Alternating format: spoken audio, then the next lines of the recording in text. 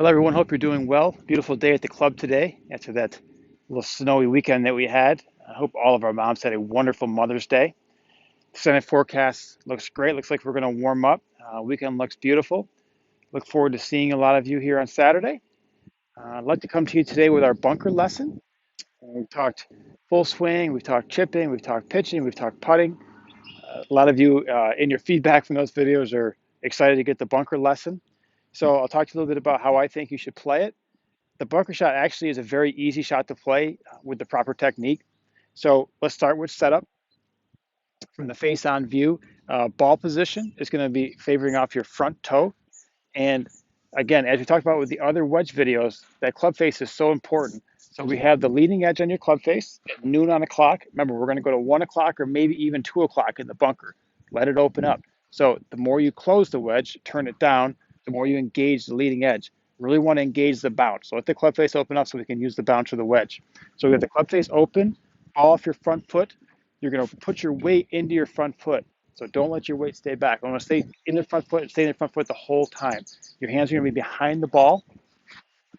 So hands behind the ball. So we don't want our hands out ahead. Again, that makes the shaft lean and makes the leading edge dig. So I want your hands back so you can use the bounce. Weight forward, hands behind the ball, super soft and relaxed. All right, so the key to this is we're going to set the club early, a lot of wrist hinge.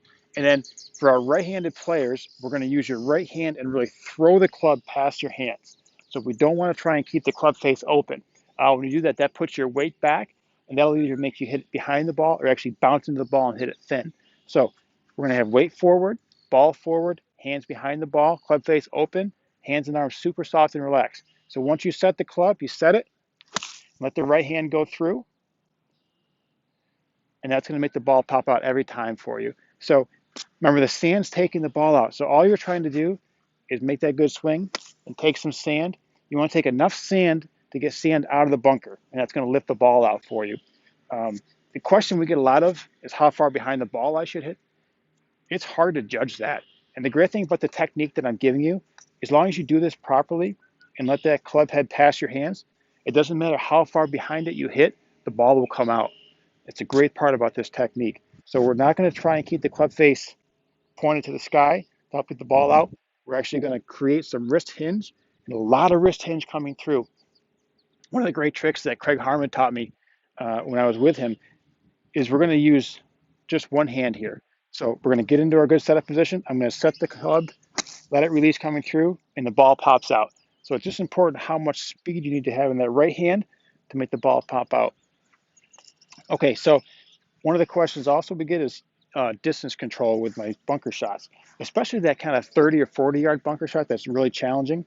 So I generally tend to stick with a 60-degree wedge in the bunkers, but I'll go to a 56 or a 50, or even my pitching wedge, depending on the length of shot I'm trying to hit. So you see this on 13 and 14, you have those long bunkers that are, 20, 30, 40 yards behind, leading up to the green.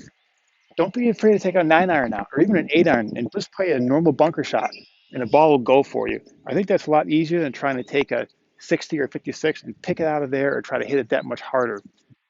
When you're greenside, determining how far you want the ball to go, use the length of your backswing. So if I'm trying to hit one just out of the bunker here, I'm going to take a little bit of a shorter backswing and pop it through. If I want to have one that's going to fly farther, again, here I am on the practice green. I want to fly this all the way to the other edge of the green. I'm going to make a little longer backswing, a little more speed, and that ball is going to fly farther for me. So let the length of your backswing determine your distance. When you get into those harder ones, those 30, 40, 50-yard shots, take more club. Take out an 8-iron, 9-irons, and make the same shot, and the ball will go for you. One other quick thing I want to mention to you, we don't need to feel like the club's going way out to in the bunker. Basically, get squared up in your stance. So feel pretty square and let the club head almost chase the ball towards the target. That'll make it pop out for you again. So to review this,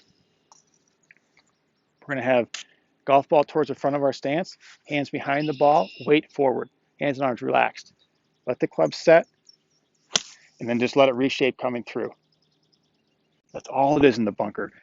The mistakes that you're going to see, if you have any, is when you're trying to keep the club face open, the hands lead too much.